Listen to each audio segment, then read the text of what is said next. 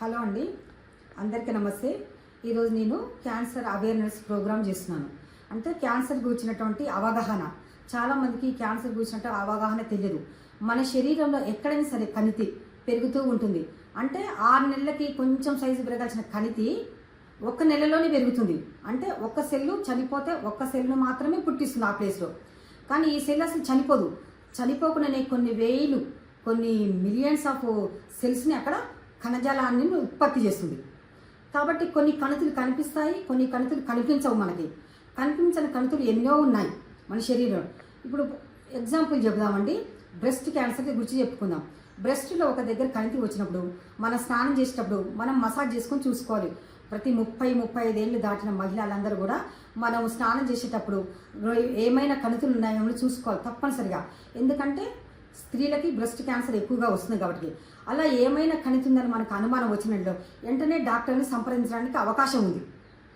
ఇలా మన శరీరంలో ఏ భాగంలోనే కణితి రావచ్చు. కొన్ని కనిపిస్తాయి, కొన్ని కనిపించవు. మరి దీనికి కారణం ఏంటంటే మన జీవనశైలి, అంటే మనం జీవిస్తున్నట్టు జీవన విధానం.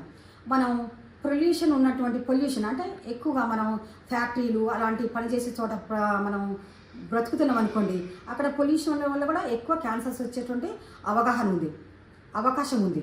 అంతేకాదు, మరియు ఈ జెనెటిక్ అంటే కుటుంబంలో ఎవరికైనా ఉన్నచో వచ్చే అవకాశం కూడా 5% వరకు ఉంది. కానీ కొంతమందికి కుటుంబాలు ఉన్నా కూడా ఆ కుటుంబాలు 10 మంది ఉంటే ఒక్కరికే వస్తుంది. నేను చాలా వరకు చూసినాను, కౌన్సిలింగ్కి వెళ్తున్నాం మేము. అంతే.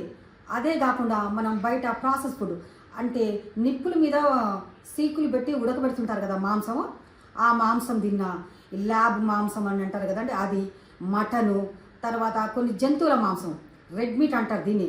ఇది పంది మాంసము, తర్వాత ఆవు మాంసము, గేదె మాంసము, మేక మాంసము, గొర్రె మాంసం, ఇదంతా కూడా రెడ్ మీట్ కిందకు వస్తుందన్నమాట. అంటే ఈ మీట్ ఎక్కువగా రోజు తీసుకోవటం వల్ల కూడా ఎక్కువగా క్యాన్సర్ వచ్చే అవకాశం ఎక్కువ ఉందా, మెయిన్గా కోలాన్ క్యాన్సర్ వచ్చే అవకాశం ఉంది. అందుకని మన జీవన శైలిని మార్చుకోవాలి. వారానికి ఒకసారి తింటే పర్వాలేదు, కానీ అదే పనిగా తినకూడదు. ఈ రెడ్ మీట్ అనేది బాగా ఉడికించాలి, వారానికి ఒకసారి తిన్నా కూడా అది చేయాలి. అంతేకాకుండా ఇంకొక కారణం కూడా, చాలా వరకు ఆల్కహాల్ని తాగుతూ ఉంటారు. ఆల్కహాల్ బాటిల్ మీద కూడా రాసి ఉంటుందండి మనకు తప్పనిసరిగా. అక్కడ ఈ ఆల్కహాల్ తాగటం వల్ల చాలా ప్రమాదకరమని రాసి ఉంటుంది. అయినా కూడా ఎవ్వరు వినరు. ఈ ఆల్కహాల్ ఎక్కువ తీసుకోవటం వల్ల సిరోసిస్ ఆఫ్ లివర్ అంటే లివర్కి సంబంధించిన క్యాన్సర్లు, ఊపిరితిత్తులకు సంబంధించిన క్యాన్సర్లు చాలా వస్తాయి.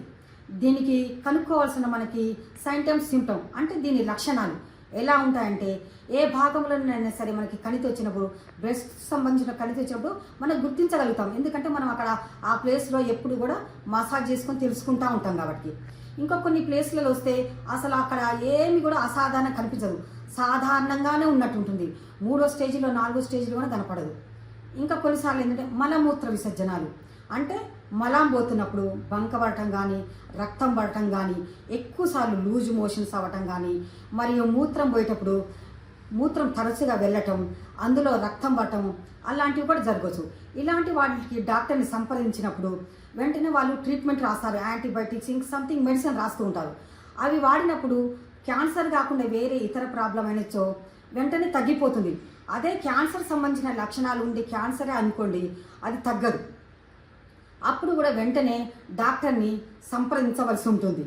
మనం ఎప్పుడైతే ఈ లక్షణాలు కనపడతాయో అప్పుడు డాక్టర్ గారిని సంప్రదించినట్టయితే మనం సరైన ట్రీట్మెంట్ తీసుకుంటాం. ఎందుకంటే అప్పుడు మనం వెంటనే వెళ్ళినట్టయితే ఫస్ట్ స్టేజీ లేదంటే సెకండ్ స్టేజీ. ఇప్పుడు డాక్టర్లు చెప్తున్నారు, ఫస్ట్ స్టేజ్ కానీ సెకండ్ స్టేజ్లో కానీ ఉన్నట్లయితే వారి జీవితాన్ని కొనసాగించవచ్చు. ఎందుకంటే పూర్తిగా నయమయ్యే ఛాన్స్ కూడా ఉంది ఫస్ట్ స్టేజ్ సెకండ్ స్టేజ్. అట్లా అయిన వాళ్ళు గర్భసంచికి సంబంధించిన కానీ, బ్రెస్ట్ క్యాన్సర్ కానీ, మరి ఏ ఇతర అయిన వాళ్ళు కూడా 10 నుంచి 20 సంవత్సరాలు బతికిన వాళ్ళు కూడా ఉన్నారు. అదే బ్రెస్ట్ క్యాన్సర్ వాళ్ళు 5% మళ్ళీ తిరిగి వచ్చే అవకాశం ఉంది. అంటే నాకు తెలిసిన ఒక అమ్మాయికి 11 సంవత్సరాలు వెళ్ళి 12వ సంవత్సరం పడింది. Breast cancer first stage operation చేసుకుంది.